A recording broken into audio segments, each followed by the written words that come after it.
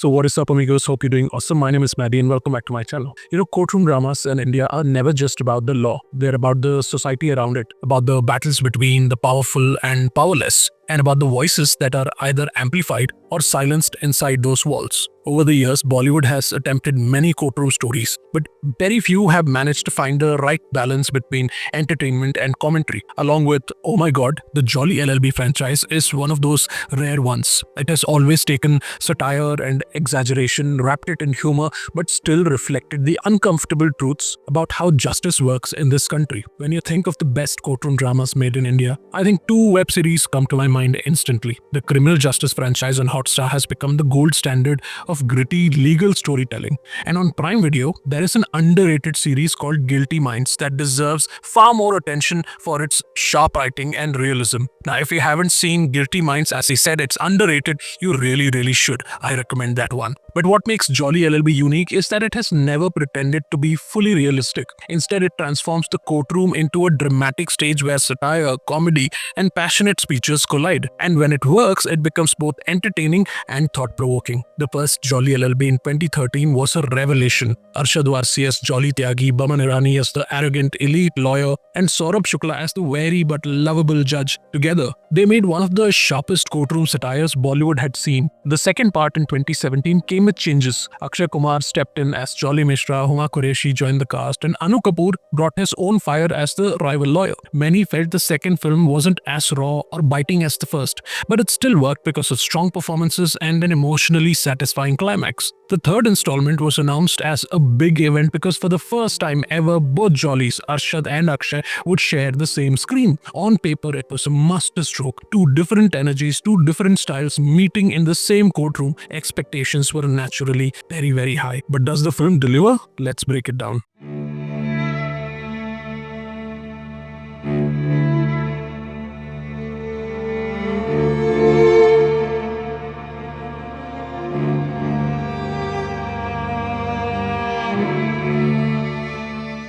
So the Jolly LLB 3 begins the story back to the Delhi District Court. Judge Sundarlal Tripathi, played once again by the brilliant Saurabh Shukla, finds himself dealing with double the trouble as both Jollies create chaos in his courtroom. The case at the center of the story involves Haribhai Khaitan, a wealthy industrialist played by Gajraj Rao. Khaitan is a man who believes everything has a price, a man who hides arrogance behind calm confidence. Standing against him is Janki Rajaram Solanki, a widow played by Seema Biswas, who represents the villagers whose land has been taken away in the name of development. The case draws inspiration from the Bhatta Parsol land acquisition protests of 2011, when farmers in Uttar Pradesh fought against forced land takeovers. In the film, Janki becomes the quiet face of resilience, a character who doesn't speak much, but whose silence carries more power than most speeches. Now, coming to performances, this film belongs to Arshad Warsi. His comic timing, his ability to switch gears into sincerity, and above all, his final courtroom argument. These moments remind us why he was so memorable in the very first film. Nobody else, I repeat, nobody else could have delivered that climax with that same weight.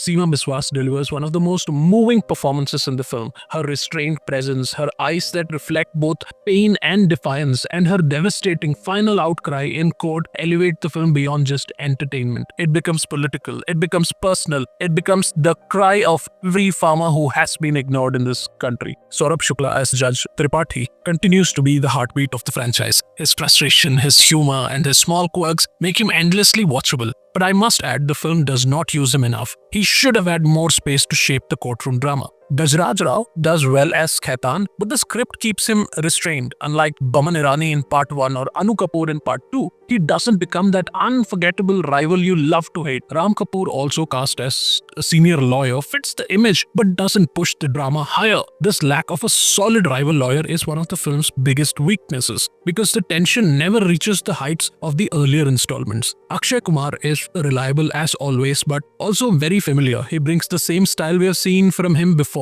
The body-shaming jokes, and I'm guessing the impromptu beating up of side characters for fun, or his usual antics. It might trigger some might find it funny, but it doesn't surprise. Basically, just playing it safe like being himself. One area where Jolly LLB 3 disappoints is its technical side. The background score is forgettable, functional, but far from stirring. For a film that leans so heavily on speeches and dramatic arguments, the score should have been a character in itself. The screenplay also struggles with flow. At times, scenes move abruptly from light-hearted banter to intense protests without giving enough breathing room for the theme to land. This uneven rhythm weakens the impact of the story and the theme. More than once, you feel the film needed sharper editing to maintain its grip. The courtroom sequences themselves could have been longer and more detailed. The franchise is known for its satirical punches, but here, the arguments often feel cut short. There is comedy, yes, but the sharpness of legal drama doesn't cut as deep as it once did. But despite these shortcomings, the film's central theme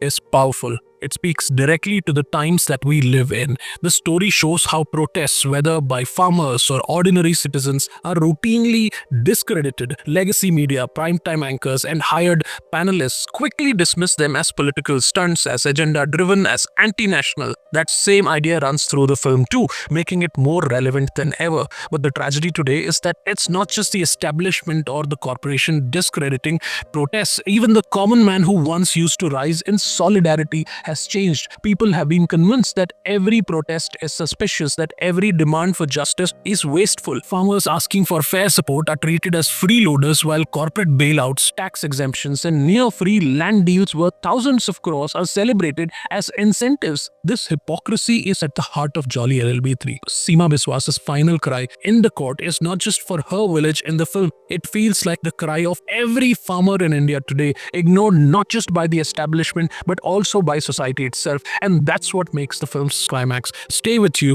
long after the film ends. Jolly LLB 3 is not perfect. It has pacing issues, a weak score, uneven transitions, and it lacks the sharp rivalries that made the first two films iconic. Akshay Kumar delivers more of the same, and that predictability pulls it down a notch. But despite all this, the film still works, and it works because of Arshad Warsi, Seema Biswas, and Saurabh Shukla. It works because its themes are painfully relevant in today's India. It works because at its best moments, it still gives a voice to those who are silenced outside the courtroom. This is why I still recommend watching Jolly LLB 3 on the big screen, because in a time when real protests are mocked, when real farmers are ignored, and when society itself has been convinced that only money matters, sometimes cinema is the only space left where the powerless can win. And even if that victory is only on screen, it still matters. That's it from me today. Thanks for watching. If you like the content, please do like the video, subscribe to the channel as well. You take care, stay awesome, and bye-bye.